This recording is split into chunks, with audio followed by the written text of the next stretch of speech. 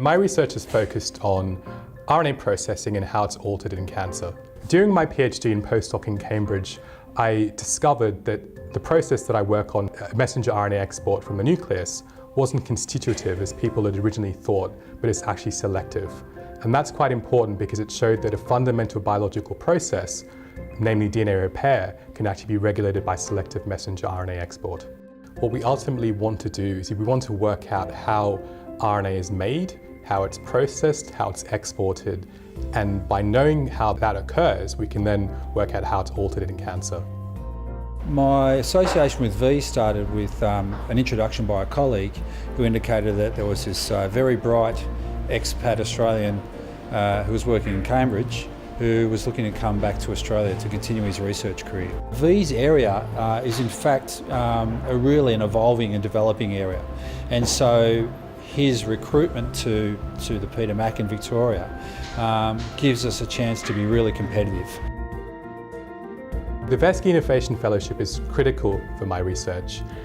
It's been amazing that Veski has chosen to invest in a basic scientist such as myself, because we need to know how basic research occurs in order to make targeted and innovative cancer therapies. So the end goal of my research essentially is to translate our basic discoveries made in the lab into the clinic.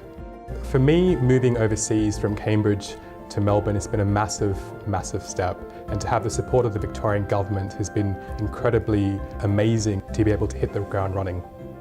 By attracting people from overseas who've done research in areas which may not be currently researched in Victoria, the hope is that we can collaborate with a number of partners around the Victorian medical precincts such as the WEHI, the Peter Mac and Monash University to hopefully be able to collaborate together and to actually advance science in a way that we couldn't do individually.